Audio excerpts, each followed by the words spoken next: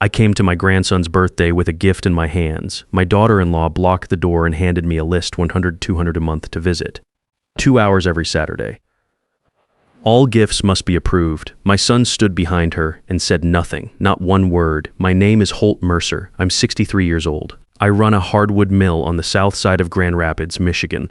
Same one my father built in 1971. I've got sawdust in my boots most mornings and coffee going by 5:30. I'm not a complicated man. I fix what's broken. I say what I mean and I show up when it matters. Ryde's birthday was a Saturday in June. He was turning 6. I had a remote control truck in a box under my arm. The big kind, the kind that can actually handle terrain. Ryde had been asking about trucks for months. Every time I saw him, he'd grab my hand and drag me to the window to show me whatever was driving by outside.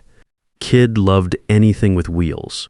I pulled into the driveway at Nolan's place in Holland. My son Nolan is 40, works as vice principal at the local high school. Good man. I raised him to be straightforward. I thought I knew who he was. Sloane was standing at the front door before I even reached the porch steps. She wasn't smiling. She had a tablet in one hand and a laminated sheet of paper in the other. Not a birthday card, not a wave, a laminated sheet. Holt, she said.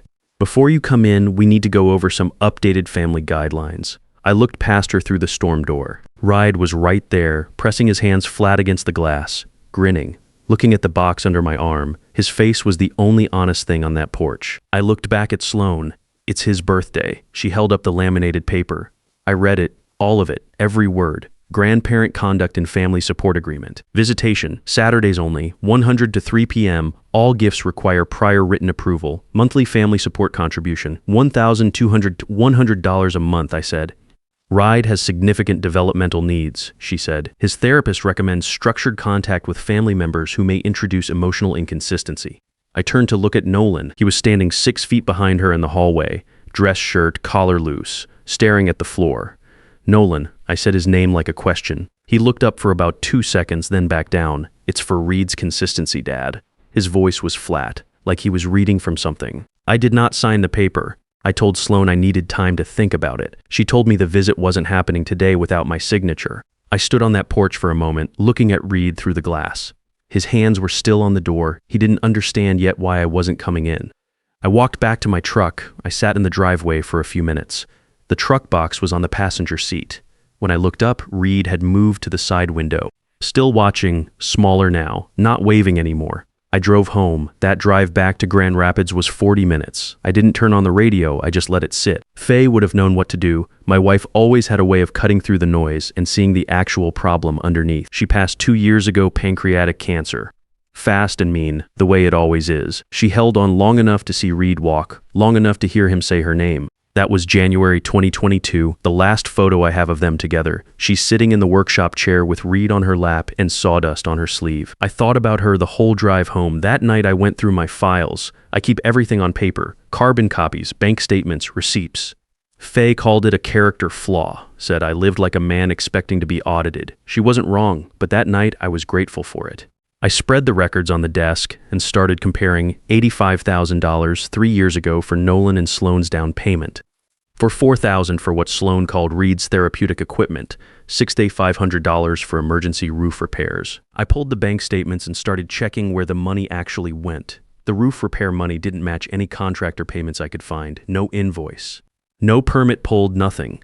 I went to the filing cabinet in the back of the office.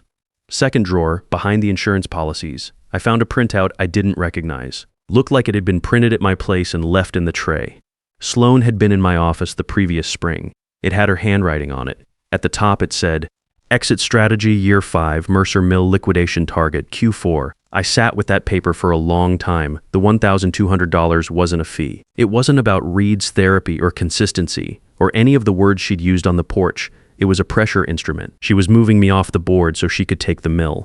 I went to bed but didn't sleep. At 5:30 I made coffee, sat at the kitchen table, and started making a list of everything I knew and everything I needed to find out. The mill has been in my family for 52 years. My father built it with his own hands. I expanded it in 1994 when I was 34 years old. It's not glamorous. It doesn't make anyone rich, but it's paid for. It's mine and it has my father's mark burned into the end grain of every original beam. Nobody was getting near it without a fight. I called Tanner Briggs at 7:30 the next morning. Tanner and I have been friends for 31 years. We met when he was auditing a contractor I did finish work for. He walked up to me on a job site, introduced himself, and told me flat out that my own bookkeeper was underbilling me and skimming the difference. That was it. That was Tanner. No small talk, no build-up, just the thing you needed to hear. He is 61 now, retired CPA. Keeps an office in his house in Rockford because he says retirement without structure is just slow erosion. I have never disagreed with him on anything important. I drove to his place and put everything on his kitchen table. The bank statements, the exit strategy note, the LLC printout I had found, the laminated visitation agreement, all of it. He put on his reading glasses and didn't say a word for almost 10 minutes. Then he tapped a line on the third page. That transfer right there, $3,200 to something called Pinnacle Home Strategies LLC. That is not your signature, Holt. He moved down the page, this one either, or this one. We found 9 transfers over 14 months. Total, $28,000. All coming out of a joint education account I had contributed to for Reed's future. The signatures on every one of them were close to mine, but not mine. Whoever did it got the H right. The M was off. Tanner pulled up his laptop and searched the LLC. Registered 18 months ago, sole member S. Mercer. No filings, no employees, no real business activity on record. Just a pocket being filled with my money. I called Wade Calloway that afternoon. I had met Wade 3 years earlier when I needed help with Faye's estate paperwork. He is 54, former county prosecutor, now runs an elder law practice. He has the kind of quiet that comes from seeing a lot of bad situations and knowing most of them were preventable. I put everything on his desk. He read for a while. Then he leaned back and said, "She is working toward a durable power of attorney. The $1,200 is a pressure tool. You pay it. She documents a financial dependency. You refuse. She escalates." "Escalates how?" I said, "CPS filing. She will say you are emotionally unstable since your wife passed, that your grief makes you unsafe around Reed. She will frame your mourning as a danger to the child." I thought about the last Saturday visit before the birthday. Reed had pulled me aside in the hallway, quiet and serious, the way kids get when they are carrying something too heavy for them. He looked up at me and said, "Grandpa, Mom says you get confused sometimes. Do you forget things?" I had told him I forget where I put my coffee, but I never forget him. He laughed, but the question had been planted there by someone else. A 6-year-old does not come up with that on his own. She has already been talking to Reed about it, I told Wade. He nodded like he expected that. Then here's what we do. The plan was 7 weeks. Wade was precise about every part of it. I was to comply with every surface rule, park where Sloan directed, stay within the 2-hour window, submit gift lists in advance, appear slightly distracted during visits, not enough to confirm her story, just enough to make her feel like she was winning. If she believes you're declining, Wade said, she will stop hiding the transfers. Greed gets sloppy when it feels safe. He gave me a small recording device, looked like a regular key fob. Michigan is a one-party consent state. Everything said in my presence I could legally record. Tanner would work in parallel, tracing every transaction connected to Pinnacle Home Strategies. I started the following Saturday. I parked 2 blocks away, walked to the house, arrived exactly at 1 Tees. Sloan met me at the door with a clipboard. I smiled and nodded and said whatever kept the door open. Inside, Reed ran at me the moment he saw me and grabbed my hand and dragged me to the kitchen table, where he had a half-finished drawing of a truck. I sat down with him and we worked on it together for 20 minutes, while Sloan moved around the edges of the room watching us. At the 2-hour mark, she appeared in the doorway. "Time, Holt." I said goodbye to Reed. He held on to my hand a second longer than usual. Outside, walking back to the truck, I wrote everything down: time of arrival, time of departure. What was said, where Sloan stood, what Reed said. I kept a small notebook in my jacket. Every visit went in there. Week 3, the CPS filing came. A social worker named Patrice showed up at my door on a Tuesday morning. Professional, thorough, not unkind. She asked about my daily routine, my sleep, whether I had experienced confusion or memory problems since my wife's death. I answered everything. I walked her through the workshop, showed her the bookshelf I had built for Reed's room, his name routed into the rail by hand. Showed her Faye's photographs on the wall. I said, my wife died. Grief is not a medical condition. Patrice took notes and left. That same week, Tanner found where the roof repair money had actually gone. $6,500 wired to a man named Bryce Leland, a licensed real estate broker based in Kalamazoo. Tanner pulled Leland's professional filings. He specialized in distressed property acquisition and estate liquidation. Sloan had already had the mill appraised. The appraisal was dated 6 weeks before Reed's birthday. I sat with that for a long time. She had not just been planning to isolate me from Reed. She had been circling the mill for months before she even handed me that laminated paper at the door. The birthday was not where the plan started. It was just where she needed me to be when she made her move. The CPS case was closed at the end of week 6. Patrice found no basis for the claim. Sloane's response was to raise the monthly fee. She sent a text saying the family support contribution was being adjusted to $1,500 due to increased therapeutic costs.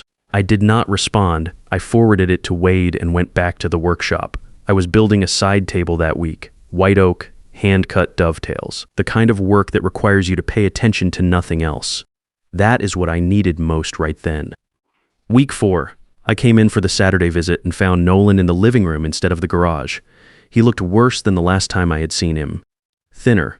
The collar of his shirt was loose around a neck that had gotten narrow. He reached to take my jacket, and I saw his wrist when the sleeve pulled back. He had lost weight he did not have to lose. We did not talk about anything real. Sloane was in the kitchen the whole time, moving around, keeping herself in line of sight. Ride sat between us on the floor with a box of building blocks and narrated everything he was constructing. A garage, a ramp, a truck bay big enough for the biggest truck in the world. At one point, Nolan leaned forward to help Reed fit 2 pieces together, and for about 10 seconds it was just the 3 of us, and it felt normal. Then Sloane walked through carrying a laundry basket, and the moment was gone. When I left, I wrote it all down in the notebook. Nolan's weight, the way he kept his eyes down when Sloane was in the room, the way his hands shook slightly when he poured himself a glass of water. He was not my enemy, he was lost. There is a difference. Week 5, Wade told me it was time to set the trap. The idea was simple. I printed a single sheet of paper, made it look like a preliminary appraisal for the mill. I put a number on it that was significantly lower than the real value. At the bottom, I wrote a handwritten note that said review before signing, contingent on health assessment clearance. On Saturday, I left it on my passenger seat, visible through the window when I parked in front of the house. I watched Sloane's eyes find it through the glass as she walked me toward the front door. She did not say anything. She smiled and offered me coffee. 48 hours later, Tanner intercepted an email from her account to Bryce Leland. The old man might be ready to move. Appraisal came in lower than expected. Push the timeline up. Once he signs the POA, we move in 48 hours. Leland replied the same day. Understood. I can have a crew at the property within 24 hours of authorization. Tanner printed the chain and added it to the file. That was the moment I knew we had enough. Not just enough to protect myself, enough to end it. But Wade said we needed 1 more week. He wanted the 7th visit on record to show the full pattern of restriction and isolation. Complete documentation. He said if we moved early, her attorney would argue the evidence was circumstantial. We needed the file airtight, so I went back the following Saturday. That visit was the hardest one. Reed met me at the door. He had been waiting. He grabbed my hand and pulled me inside, and we sat down at the kitchen table with the jigsaw puzzle he had been saving. Sloane hovered at the edges. The recording device was in my jacket pocket. About 40 minutes in, while Sloane was in the other room taking a phone call, Reed leaned over close to me. He looked up with that serious face he gets, the one that does not belong on a 6-year-old, and he said, "Grandpa, are you going to go away? Like the birds in winter." I looked at him. "What do you mean, buddy? Mom says old people get confused and then they have to go live somewhere else. She said it might happen to you." He was whispering, like he was telling me something he was not supposed to know.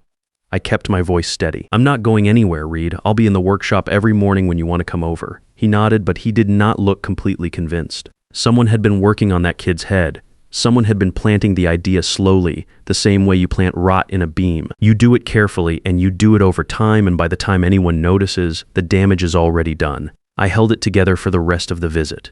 Said goodbye at the 2-hour mark, walked to the truck, got in, sat there for a few minutes with my hands on the wheel, then I wrote it down, every word Reed had said. Time, date, exact phrasing into the notebook. I called Wade from the parking lot 2 blocks away. Told him what Reed had said. He was quiet for a moment. Then he said, "That goes in the file tonight. That is elder abuse documentation. She used a child to deliver the threat." I drove back to Grand Rapids. That evening, I sat in the workshop for a couple hours, not building anything, just sitting in the smell of the wood and the quiet. Faye's photo was on the shelf above the bench, the one from 1994, the year I expanded the property. She is standing in the doorway of the original workshop laughing at something I said. I cannot remember what I said. I just remember the laugh. I said out loud to nobody, "I'm almost done. Just 1 more week." The file was nearly complete. Tanner had the full forensic breakdown of all 9 transfers, everyone traced back to Pinnacle Home Strategies, and from there to Sloane's personal accounts. Wade had the documented pattern of visitation restriction, the CPS filing records, the appraisal timeline, the email chain between Sloan and Leland. And I had 7 weeks of handwritten notes, dates and times and exact words, plus every conversation recorded on the device Wade had given me. On Sunday evening, Wade called me. "We are ready," he said. "How do you want to do it?" I told him I wanted to give it directly to Nolan, not to Sloan. Not through the mail, not through an attorney's office. To my son in person, where he could read it with his own eyes and nobody could tell him what it said before he saw it. Wade said that was the right call. He said, "Get it into his hands before she knows you're there." I said I would handle it. That night, I put the USB drive and the printed file into a plain envelope and set it on the desk next to my father's framing square. I looked at both of them for a while, then I went to bed and slept better than I had in 7 weeks. The 8th Saturday, I did not follow the protocol. I did not park 2 blocks away. I did not arrive at exactly 1 forward. I pulled into the driveway at 12:40 and I left the truck right there, nose pointed at the garage door. Nolan was in the driveway when I pulled up. He had a piece of trim in one hand and sandpaper in the other, working by hand the way I taught him when he was 14. His arms remembered the motion even if he did not think about it anymore. Sloane's car was there, she was inside. I got out of the truck. I kept my voice low. "Nolan," he looked up. "I need you to look at something before we go inside. Right now, before she comes out." He looked at the front door, then back at me. Something in my face told him this was not a conversation to walk away from. I held out the envelope, 14 months of transfers out of Reed's education account. Forged signatures on every one. The CPS filing she put in against me. An appraisal on my mill she ordered 6 weeks before Reed's birthday. And an email between her and the broker she hired to liquidate the property. He did not move for a moment. "Look at the numbers," I said. "Don't look at me. Don't look at the house. Look at the numbers." He took the envelope. He pulled out the USB and plugged it into his phone with an adapter he had in his pocket. He opened the first file. I have worked with wood for 40 years. I know what happens when a board hits its load limit. A green board will flex and bend. A dried, seasoned board will hold, and then it will split clean. One moment it is intact. The next it is not. There is no warning sound. Nolan read in silence for almost 3 minutes. 28,000, he said. His voice came out flat. 9 transfers over 14 months, all through a shell LLC she registered in her name 18 months ago. He scrolled. I watched his face. He found the appraisal. He stared at the date. She had this done before Reed's birthday. 6 weeks before, he kept scrolling. He found the email chain. He read Bryce Leland's line. "Once he signs the POA, we move in 48 hours. The color left his face from the top down. He did not say anything for a long time. He just stood there with the phone in his hand, reading. At one point, he had to put his hand on the hood of my truck to steady himself. "The CPS report," he said. "She told me you had been acting erratic. She said she was worried about Reed being alone with you. She filed it in week 3. It was closed 3 weeks later. No basis found." He looked up at me. His eyes were clear in a way I had not seen in years. Not angry yet. "Just seeing things without the filter that had been over them for a long time. She told me you asked to look at senior living options," he said. "She said it was your idea." "I never said that to anyone." He looked back at the phone, then at the house. "Reed is upstairs," he said. "I know." He handed me the phone. He walked toward the front door. Not running, not yelling, just walking with the kind of quiet that means a decision has been made and there is nothing left to discuss. I had the front porch conversation and everything that came after live streamed to Wade's office from my phone. I did not go inside. I stayed in the driveway. I could hear raised voices through the storm door. At one point, it went very quiet. Then I heard Reed's feet on the stairs. Nolan came out 20 minutes later with Reed on his hip. Reed had his backpack on and was holding a stuffed dog he had named Porter. He looked at me over Nolan's shoulder. "Are we going to the workshop, Grandpa?" "Yeah, buddy," I said. "We're going to the workshop." Sloan's attorney withdrew from the restraining order application before the weekend was over. Wade appeared before a judge in Ottawa County the following Thursday with the full forensic file, the forged transfer documentation, the recorded conversations, the email chain, the appraisal timeline, the CPS filing records, the notebook with 7 weeks of handwritten visit logs. The judge granted an emergency protective order. Nolan received immediate primary physical custody of Reed. Sloan was restricted to supervised visitation only. All accounts connected to Pinnacle Home Strategies were frozen. Bryce Leland surrendered his real estate license under a separate regulatory proceeding Wade initiated the same week. Sloan left the state before the criminal elder abuse referral was formally filed. Her attorney negotiated restitution, $28,000 wired back within 10 days. She signed over every claim to Mercer Hardwood and did not contest it. That night, close to 100 in the morning, my phone rang. It was Nolan. I picked up on the second ring. I could tell from the first second he had been sitting with something for hours. "She never loved me, Dad." His voice was quiet. Not broken. Just emptied out. I was just the way in. The house, the connections, you. I was in for structure. I let him talk. I did not rush it. He went through all of it.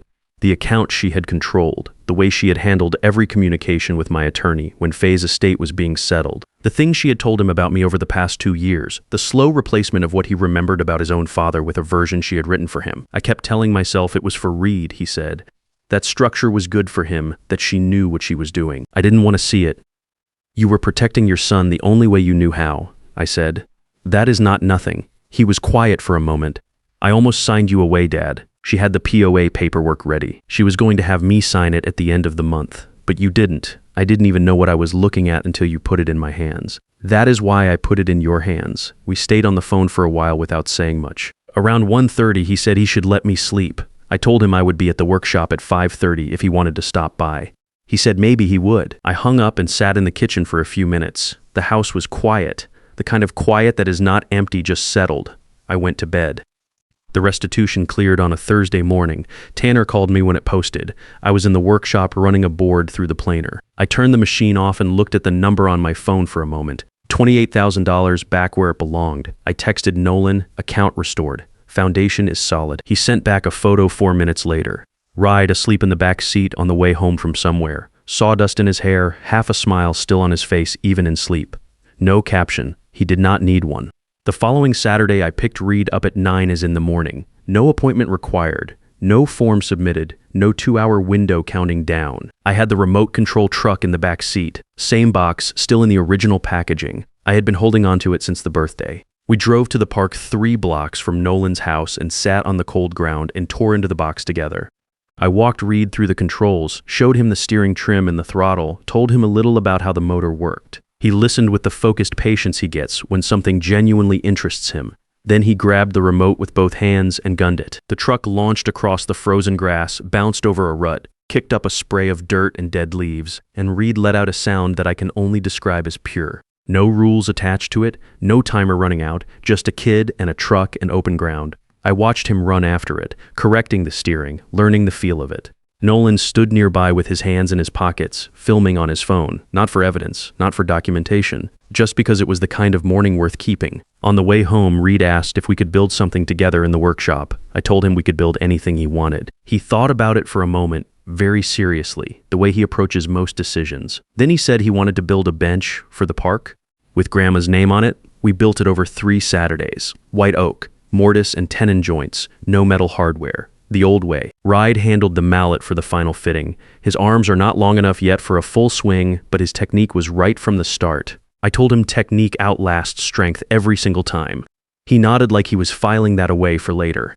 On the underside of the rear rail, in the place where only the person who built the thing would ever think to look, we used a hand chisel to cut 3 words into the wood. For Faye Mercer, we brought it to Blandford Nature Center on a Saturday in May. The staff had approved it as a memorial donation. When we carried it down to the overlook, there was a great blue heron standing motionless in the reeds about 30 yards out. Reed stopped walking and grabbed my sleeve. "Grandpa," he whispered. "That's Grandma's bird." I did not argue with him. We set the bench facing the water. Reed sat on it first, which seemed right. He looked out at the heron for a long time without saying anything. Then he reached over and patted the armrest like he was saying hello to someone. Nolan comes into the workshop on Tuesdays and Thursdays now. He pulled on the spare apron the first time without being asked and picked up a card scraper and waited for me to show him what to do with it.